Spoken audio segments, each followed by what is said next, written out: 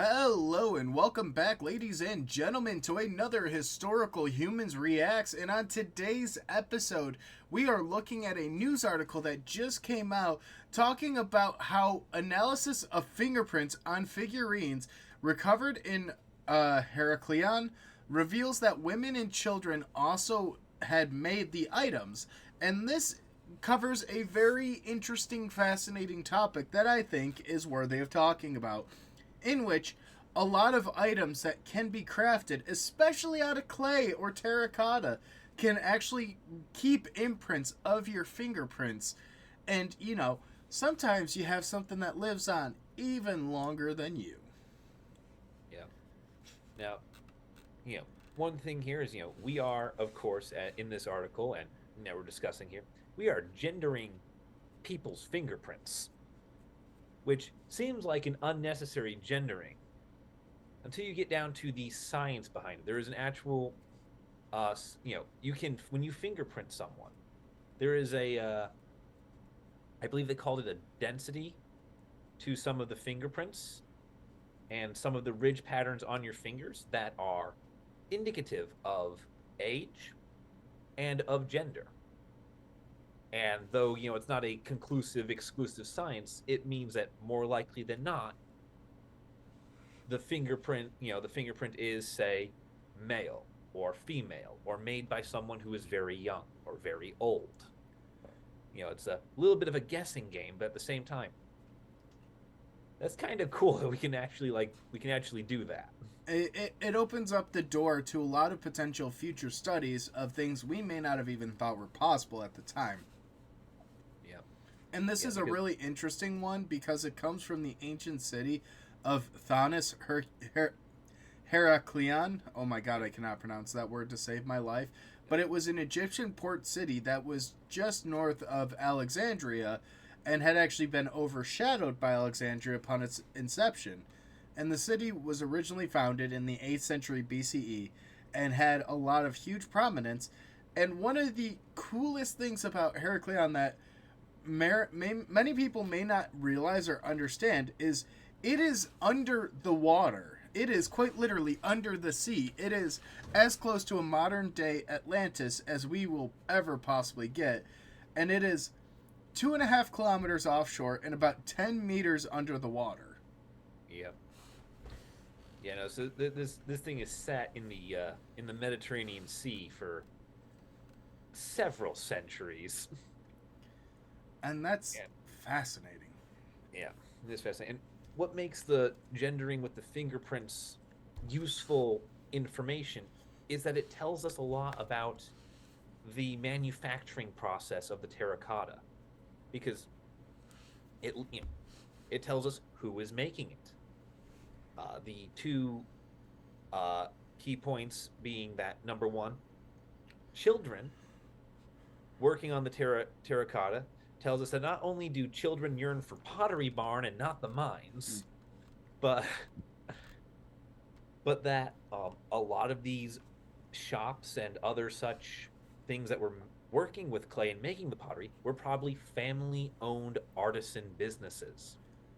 It would have been a family endeavor, because children don't just randomly start making figurines. They have to be motivated like Well, the rest of us. it's a very interesting concept, and it's something that a lot of archaeologists, even here in America, have had arguments over, and a lot of papers go back and forth because Yeah. we obviously know that there are skilled craftsmen that are doing this. However, what we don't usually tend to find, unless we can find the workshop itself, is evidence of practicing, evidence of children learning. And it's something that in the modern day we kind of look back and go, okay, yeah, kids were probably learning, but we don't tend to see evidence of this. And like the North American connection is sometimes we'll find a really bad projectile point and it'll be broken or it'll be chipped, it'll be destroyed. And a lot of times we were just like, oh, well, this must have just broken from use or from other reasons, when in reality it could have been someone's very first one, and halfway through the process it snapped and they went, oh crud, and threw it down. Here we see finished figurines, which is cool, but that also can give us a couple of context clues. like that it was a good enough rendition for them to fire and for them to actually keep and memorialize. You know, a lot of times when these are raw materials that they're working with, they can be broken down again and recycled into new ones. So if they're seeing finished, polished versions with children's fingerprints, it can be determined that the kids were probably pretty good at it, I would imagine. Probably getting pretty skilled. And like the fingerprints would most likely be from teenagers as opposed to children that are very small. You know, just my guesswork here, just because as you get older and do this more, you would get better at it. I doubt, Timmy is getting his figurines fired and put on sale at the age of 6. But it does pose an interesting thing because this shows that men, women, and children were all producing and working on this, and it was previously considered to be an exclusively male endeavor. Yeah, and that is the second thing that the gendering and aging of the fingerprints really brings to light is the cultural practice. Because, fun fact, the pottery that's been found is made in the Greek style, which has led to a general belief that the people making them would have been ethnically Greek. Except in Greece, this was a male only job.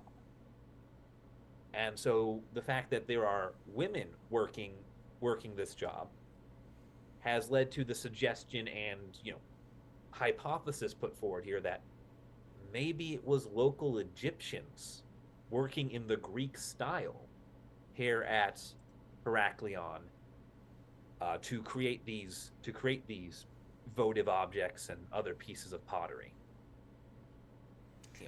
That's it leads into a lot of cultural practices that get tied to locations and ethnicities. And this is just an example of what the technology of refractive transformation imaging, or RTI, can show us, where we're able to get a good scale image of these ridges, of these fingerprints. Yep. And then what they're doing with this is they're cross-referencing with what we know about modern-day fingerprints and fingerprint identification, which thankfully comes a lot from the forensic side of things. We are able to tell that because of the density, because of the locations, that they tend to be that of male or female or even children. And this specific example shows a collaborative process in which the children, who were probably the apprentices, worked under the supervision of adults and would actually receive a structured training system as to how to do it.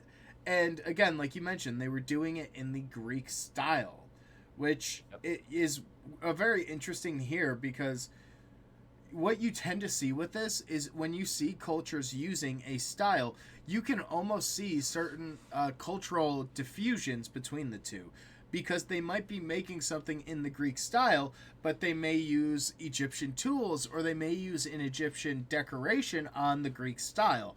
There's certain twists that happens with acculturation in that regard. And in this case, it's the Egyptian concept of workforce as opposed to the Greek one in manufacturing what is essentially a Greek-styled artifact, which is a really fun way to look at things. It also talks about, too, how the Greek objects tend to be a lot more sophisticated, and that these are not as sophisticated, not as complex, but that could also be in part because of the training nature of it. It's very interesting, and I guess my question with this is, because I'm not as familiar with the study of fingerprints, I wonder what the specific accuracy of trying to gender and sex fingerprints are. And I'm sure that there's a good bit of data to back it up. Like, they wouldn't throw out errant claims, but the study itself has 60 fingerprints across 9 figures. So this is a single point case study here. But, I assume there's a larger trend. And like I said, I feel like forensics has a great database of fingerprints just because of the necessity of that. But this is a very interesting one.